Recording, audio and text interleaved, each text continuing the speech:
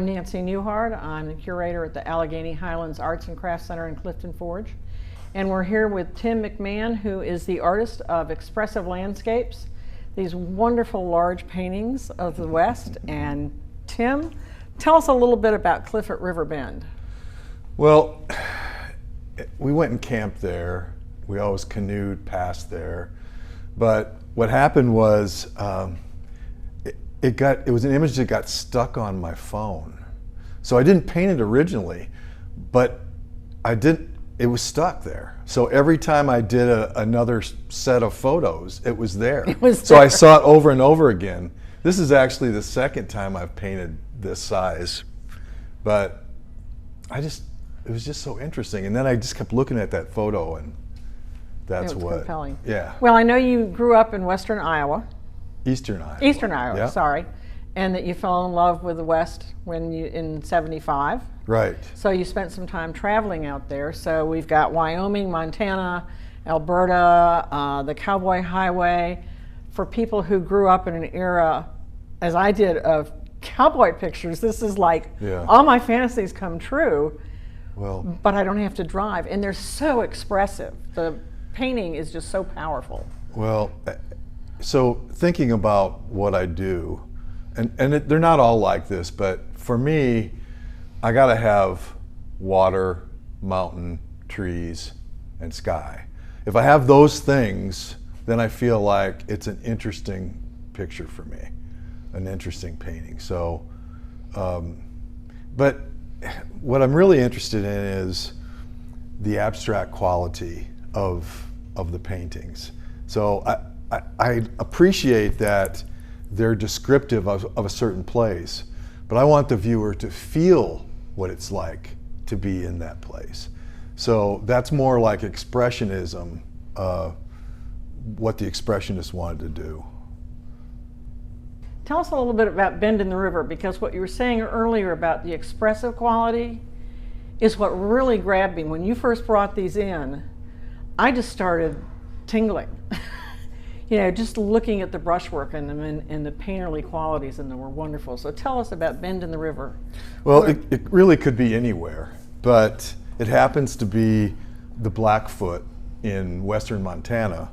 And what's happened is my nephew who lives there has a 14-foot raft.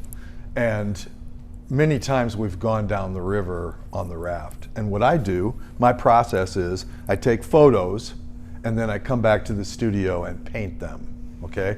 So everything here is based on photographs that I've taken on site. So even though this could be any river, it happens to be one of my favorites. Again, trees, sky, clouds, water. Those are the things that I think make an interesting subject. Okay, tell us about this big survivor. Okay, it's a ponderosa pine. South of Missoula, Montana, in the Bitterroot Valley, there are a series of trails that go back. And typically there's a stream, a creek that runs through there, and then you go back into the national forest. In this particular place, it's called Blodgett Canyon. Apparently it just must sit a certain way, but fires burn through there quite often. And in this is one that stood there in the midst of other dead trees because it survived for one reason or another, the fire. So one of the things Nancy mentioned is how the color goes through. Part of my process is I try and paint the whole thing at once. Like some people maybe will start working here and then work their way to the top. I can't do that. So what I do is I figure out where I want to put the color. And sometimes I even mix the color and I'm not looking at anything. I'm not looking at the photo. I just mix the color because I like it, and then I find places for it. So the underpainting here is red. Yep. So if you look, you'll see this kind of color that shoots out from behind it. And what it does is it tends to warm the whole thing up.